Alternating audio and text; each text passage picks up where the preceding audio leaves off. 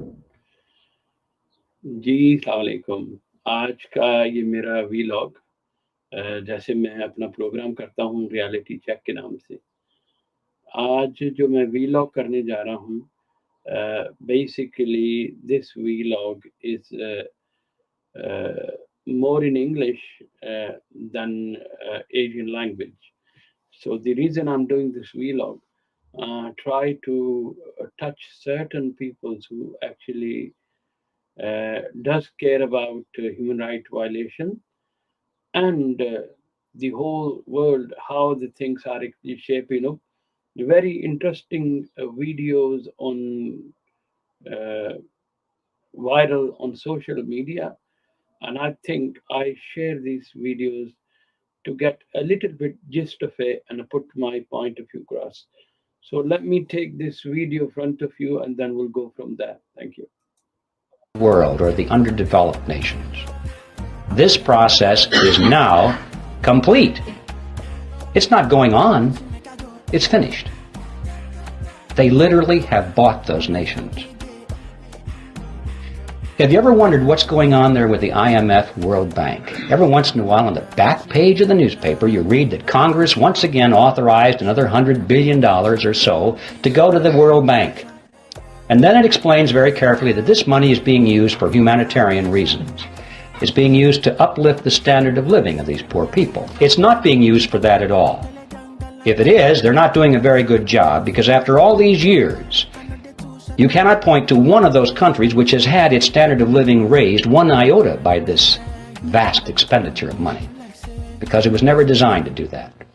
The money does not go to the people. It does not go to the industries or the businesses of those countries where it might have a chance of raising the standard of living. It goes to the politicians, doesn't it? It goes to the governments of those countries, and it is used specifically to perfect and strengthen the control mechanisms over their people. They have a better organized and equipped army. They have a better paid bureaucracy, more people in the bureaucracy. They have more ways of controlling their subject. This money is used to build totalitarian systems in every country that you want to point to and analyze.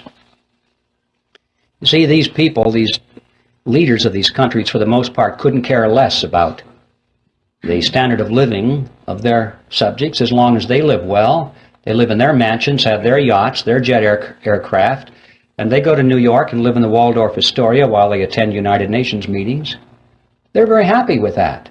They have no ideology. Communism, socialism, fascism, capitalism, what difference does it make? Where's the money? That's it with these people. We know how welfare families in this country can be second, third generation families, and there's no hope at all of getting them off the dole because they can't imagine any other way of life. This happens at the international stage too. We're dealing with countries now that are second, third, in some cases fourth generation welfare governments. They don't know how to survive unless that money comes free through the International Monetary Fund and the World Bank, means from us. There's no way in the world they're going to break free from that. These countries, ladies and gentlemen, have already been purchased, lock, stock, and barrel, in this fashion, and they are now in place in the New World Order. And they're simply waiting for us. Very interesting thought. Honestly, these videos are getting viral in social media. Mm, Very interesting. It's not very interesting, actually. It's quite reality check if you really seen all the under developing countries, what kind of crisis they are facing. I want to show you something else now. You can see it from there. I might as well talking about it. As you can see, uh, very interesting point here. Very interesting point. This tweet, first you analyze that clip, which is really telling you what's happening all the underdeveloping countries, especially country like Pakistan. Then you see the military industrial complex USA, okay? And then you see this tweet, this is the tweet they're saying uh, Pakistan has become a global menace. global menace, right? And underneath the saying, they should really give Imran Khan free election and sooner or later, right? Okay. Now, the global menace is the saying at the same time. Now, this is actually, as you can see it, mm, the economics, New York Times, Wall Street Journal, IMF, Amnesty International, World Nation Human Rights Watch. Okay, when the Economist speaks, that means all these big, what do you call, uh, newspapers and the departments like IMF, they're actually kind of giving message, look, don't do that in Pakistan, because looks like they're really getting pressure, a pressure on them, what's happening in Pakistan. To be honest, they are getting pressured by it. And really, it surprised me. Uh, in Pakistan, the regime tried to force Imran Khan. That regime, I am telling you, you remember Ziaul Haq? He was serving all the purposes. Then what happened in the end in Ziaul Haq? He was not even finding the pieces, right? Okay. Now is the time come now. The chain of command peoples, my humble request to you, you can make this country right. You can see what people's analyzing, you can see that report. Honestly, looks like it. This is the idea behind, and they say how they're really using all the monetary funds and IMF and everything else. It does make sense. Now Pakistan is in verge of this situation. Pakistan is verge of economical crisis. The only people can change Pakistan economical crisis. One is the chain of command peoples, the chief of army staff, chief of army staff, and also the regime who actually, uh, I'm really shocked what they're really doing in Pakistan is unbelievable. It's very worrying sign. My message to them guys, you guys can save Pakistan. Don't go where you try to really bulldoze Imran Khan and do anything else. I want to show you another report, and then you can make sense out of it. You want to see this one? Thank you. Extraordinary times we find ourselves in, particularly in Pakistan.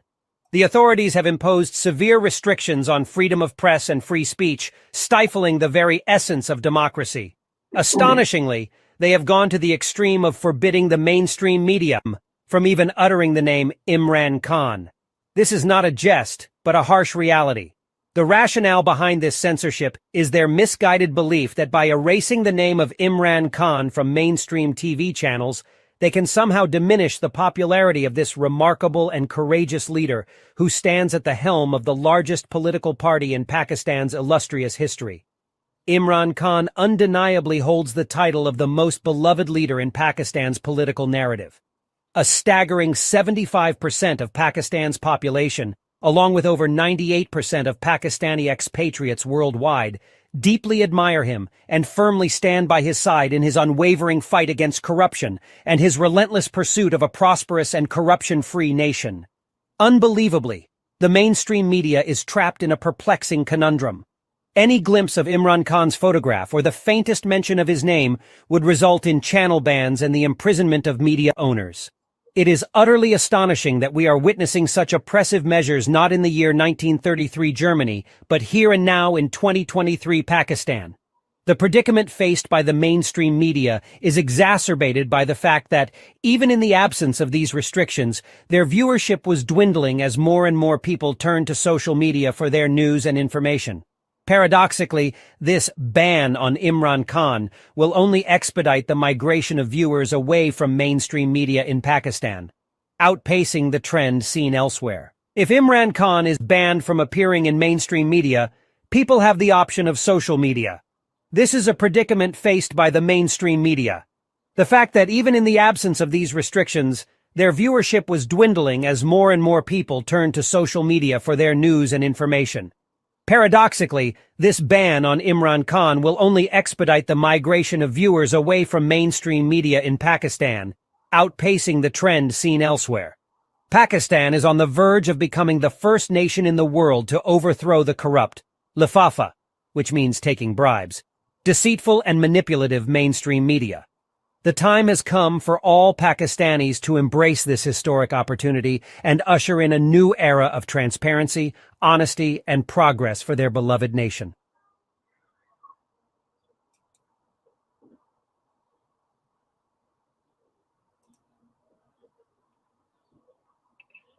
You can see that. You can see that. The only reason I really showing you that, to be honest, right, to understand what's happening in Pakistan, understand the whole national media cannot show Imran Khan. Unbelievable. They cannot show Imran Khan. I'm really shocked they cannot show Imran Khan what kind of a justice they want to do, what kind of rules they want to do, what kind of work they want to do. Now, I'm showing on the top of that Imran Khan. I'm telling everybody, look, Imran Khan is world leader. The overseas Pakistani, the peoples in Pakistan, they are actually love him. They're actually thinking. Uh, you'd see all the surveys, right? The social media teams taking the surveys. His popularity reaching 94%, right? 94% person who actually popular, and you wants to bulldoze him. You don't want him. You don't want to show his picture on national media. I'm telling everybody, use social media.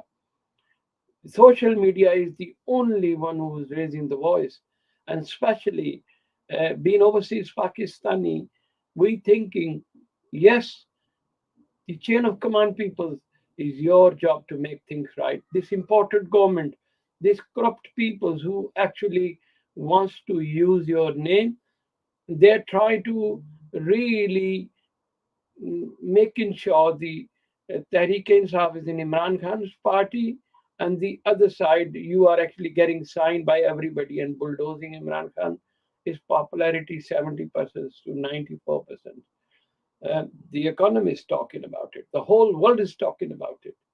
So when do you gonna wake up? This is time for you guys to wake up and make a right decisions. Otherwise, Pakistan is gonna lose big time. My humble request to people who actually on a power corridor. I'm not making no names in a way. You all know you can change Pakistan. You can easily get fair election and straightaway election. That's the only way you can really make uh, Pakistan viable. Otherwise, you can see, when Pakistan is going down, diving nose down, who's really going to do? The world nation is going to tell you, give your nuclear facilities, they're going to arm twist you. And when they're going to say that, who's going to lose? Is going to lose Pakistan. And whoever's responsible for that, people will be haunting them. This is the time, honestly, humble request. Please, please do something.